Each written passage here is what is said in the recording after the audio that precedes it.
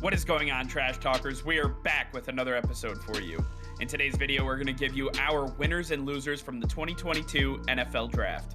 All that and much more coming your way right now!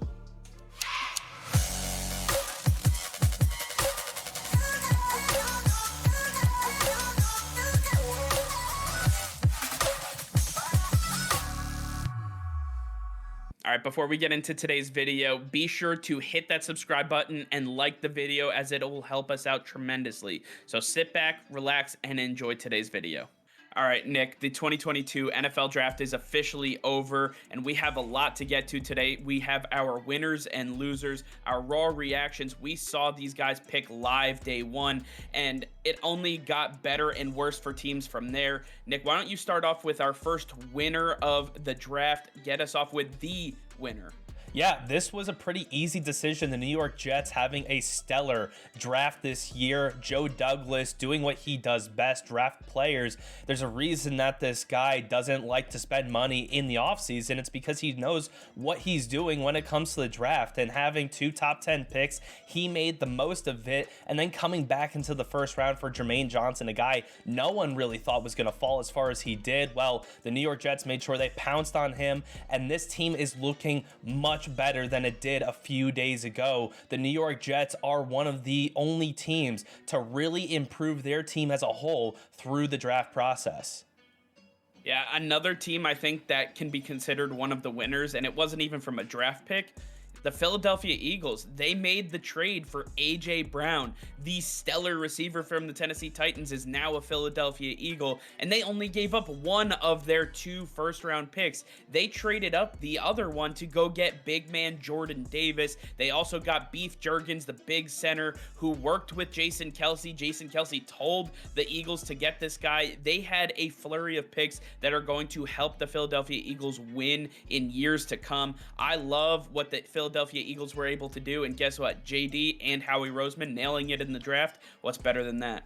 Another team I want to talk about is the Baltimore Ravens, a team that necessarily didn't go after the needs of the team, but went after best available. And that's something that I talked about a lot because I always believe best available is the way to approach the draft. You want to get the best bang for your buck, so take the best player who is on the board. And they did that with Kyle Hamilton jumping back into the first round to draft Tyler Linderbaum, not only the best player on the board, but a guy who does fit a need of the team. That is a great addition. And then getting David Ojabo in the second round.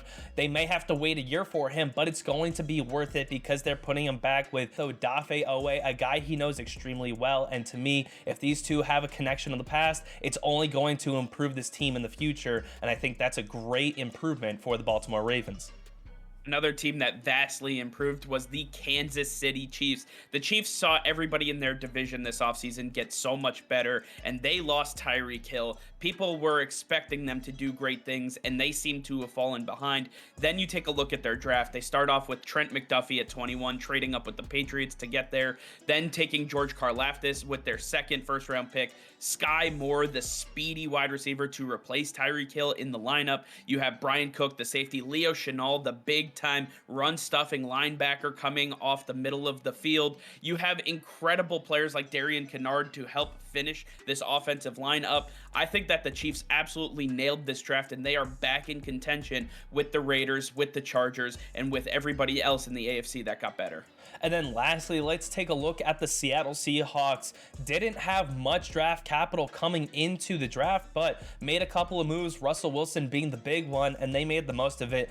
Getting Charles Cross, the big tackle. This is a position they neglected with Russell Wilson under center, but knowing that the position is not fulfilled by an elite passer anymore, they went and got the protection necessary. Then going into the second day, getting Boye Mafe, a solid edge rusher, Kenneth Walker, arguably the best running back in the draft, and then getting some underrated defensive backs to really improve this defense. That was a big problem for them last year. I think overall the Seattle Seahawks made some very under the radar moves that will improve this team greatly going to next season.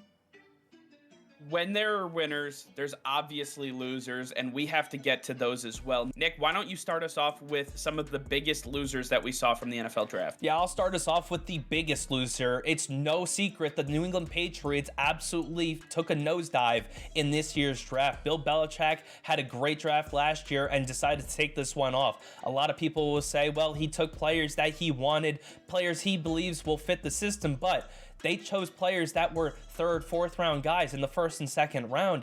That is just not the way you approach the draft. If you want to play that way, that's fine. Get draft capital for the next year, but don't take a guy that's 2 rounds earlier than they should be going, because that's just an absolute waste. And I think this is going to bite the Patriots in the end. Another team that I think really lost out on this draft was the Dallas Cowboys. The Cowboys saw Connor Williams and Lael Collins both leave in free agency. They had to fix up this defense a little bit as well, and they did not approach this at all. They got Tyler Smith, who to me was a fringe second, possibly third round draft pick. He's mostly known for holding when it came to his tape, which is a big concern for the Cowboys offensive line already. Now you add Tyler Smith to this offensive line. It got a little bit better, but nobody of note after that to really help replenish this offense. Nobody helping this defense. They have a lot of work to do, and they missed out on significant players in the draft.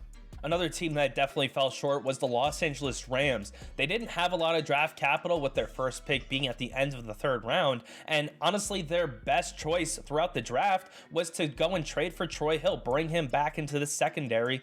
But out of all the players they drafted, none of them were of note. None of them were players who really were in the top 100, and they really should have done a better job of going and getting guys within the top 100, because this is a win now team. And yes, they are the reigning champs. They just won. But if they want to stay there ahead of teams like the Tampa Bay Buccaneers or the Green Bay Packers, they're going to have to get players in the draft that can really help this team stay at the top.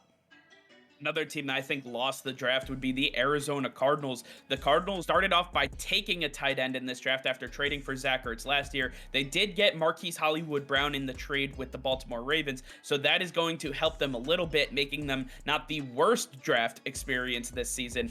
But when you take a look at the rest of their roster from this draft class, nobody too impressive. Myjai Sanders might be the only standout note from here. Everybody else does not look like they should have been drafted where they should. They could have fallen multiple rounds until they were picked. I think the Arizona Cardinals definitely swung and whiffed on this one.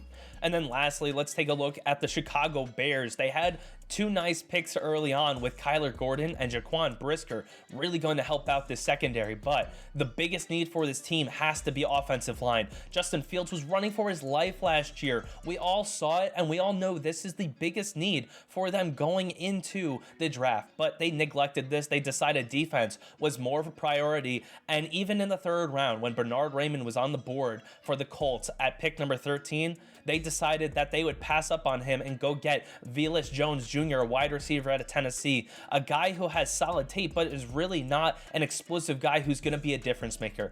Bernard Raymond would have been a much better choice to go and help protect Justin Fields as he tries to improve going into year 2. I just think the Bears whiffed on a potential solid tackle choice that's going to help them in the long run.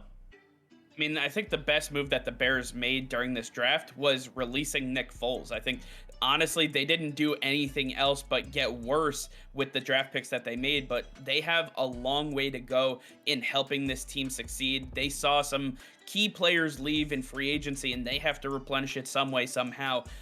A lot of these teams definitely struggled. It was quite an interesting draft. I think it followed the same mantra we saw with free agency and with the NFL season as a whole, where things were just crazy. We saw trades left and right. We saw players getting traded, which you never see happen on draft night in the NFL. That's more of an NBA thing. Nick, I just want to get your quick thoughts. What was your experience on this draft and kind of what we saw happen? It was an absolute wild draft experience, as we saw more trades than we've ever seen. We saw more players go from one school than we've ever seen. And I think the entire draft just followed the way the offseason has gone, with surprises that we never saw coming, starting with the number 1 overall pick. Nothing was expected in this draft. No one could have predicted the way this went. And I think that it's going to make for a very interesting season going into next year. Absolutely. But I want to hear from you guys now. Let us know in the comments down below what you thought of your team's draft. what you thought of our winners and losers, and what you might have done differently. All right, well, that's going to be all for now. Thank you all for watching. Be sure to like this video and subscribe to the channel if you haven't already. Hit that notification bell. We go live every single day. That'll be all. Peace and love.